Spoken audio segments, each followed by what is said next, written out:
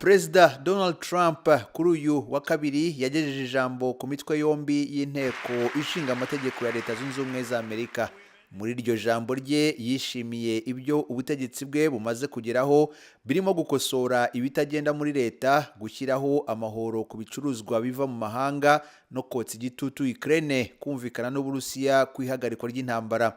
Ni ijambo ritishimiwe ariko nawe mu ishyaka ry'abademokrate. Ijambo rya Perezida Donald Trump imbere y'abagize imitwe yombi ya Kongere ryari irya mbere kuva atangiye manda ye ya kabiri ku itariki ya 20 y'ukwezi kwa mbere uyu mwaka. Ubuhangange bwa Amerika bwagarutse, imbaraga zacu ziragarutse, ishema ryacu riragarutse, kwigirira icyizere biragarutse. Inzozi z'Abanyamerika zirimo ziraguka, ikure kurusha uko byigeze bibaho. Hafi minota 5 gusa Perezida Donald Trump atangiye kuvuga ijambo rye, umudepite w'umudemokrate Al Green wo muri leta ya Texas yumvikanye asakuza avuga ko Trump adafite uburenganzira bwo kugabanya amafaranga ajya muri gahunda ya leta yitwa Medicaid itanga ubufasha mu buvuzi ku bantu bafite amikoro make.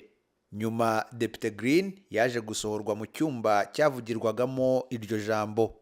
Perezida Trump yashimangiye ko Amerika izongera imisoro ku bicuruzwa bitumizwa hanze ya Amerika nk'ibiva muri Canada, Mexique n'Ubushinwa. Ibyo bihugu bitatu biza kwisonga mu gucuruzanya na Amerika byavuze ko bizihimura kuri ibyo byemezo bya Perezida Trump.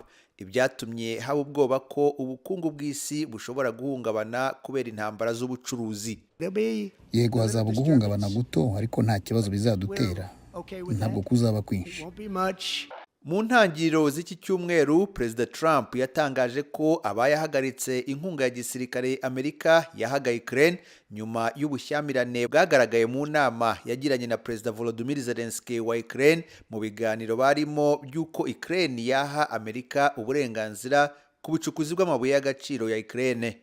Ibi biri muri gahunda yo guhatira Ukraine kwemera ibiganiro byo guhagarika intambara yagabweho n'Uburusiya. Ni muri uwo mujyo twagiranye ibiganiro n'Uburusiya kandi dufite ibimenyetso bitugaragariza ko biteguye kugana inzira y'amahoro. Asubiza ijambo rya Perezida Donald Trump mu izina ry'abademokrate, Senateri Elissa Slotkin wo muri leta ya Michigan yagarutse kuri iyo nama itaragenze neza hagati ya Perezida Trump na Zelensky. And that scene in the Oval Office wasn't just a bad episode of reality TV. Ibyabaye mu biro bya perezida wabifata nk'agace kamwe kabi muri sinema. Byatweretse uko abona isi. Ni umuntu ukunda kwiyegereza abanyagitugu nka Vladimir Putin no kwigizayo inshuti zacu nka Canada. Afata Amerika nk'aho ari ikintu cyo gukinisha cyangwa cyo guciririkanya nk'ubucuruzi bw'imitungo itimukanwa.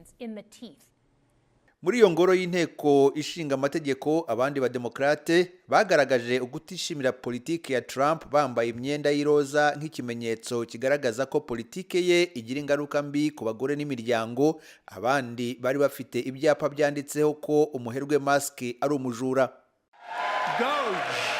Perhaps you've heard of it. Perhaps. Ibi aba babihera ku ngamba zikakaye zimaze gufatwa na leta nyuma y'uko umuherwe Elon Musk asabwe n'ubutegetsi bwa Perezida Trump kuvugurura imikorere ya leta agabanya icyo bise isesagura ry'umutungo wa leta.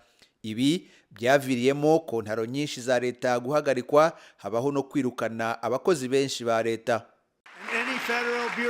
Umukozi wa leta wese uzabangamiriza impinduka azahagarikwa ku kanya. Turimo turakubura ruswa. Perezida Trump yavuze ko kuva yasubira ku butegetsi umutekano ku mipaka yose ya Amerika umeze neza, ko kandi umubare w'abimukira binjira mu gihugu mu buryo butemewe n'amategeko wagabanutse ku rugero rutarigera rubaho. Melania Trump, umufasha wa Perezida Trump, yari yatumiye bamwe mu bantu bagizweho ingaruka na bimwe mu byo Perezida Trump yifuza gukosora, barimo impirimbanyi iharanira ko abihinduje igitsina b'abagabo badakwiye guhatana n'ab'igitsina gore mu mikino.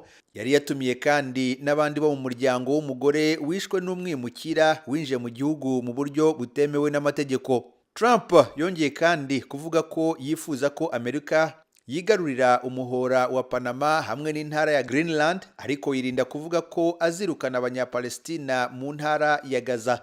Perezida Trump yavuze igihe kingana n'isaha n'iminota 40. Niryo jambo rirerire ry'umukuru w'igihugu rivugiwe muri Kongere.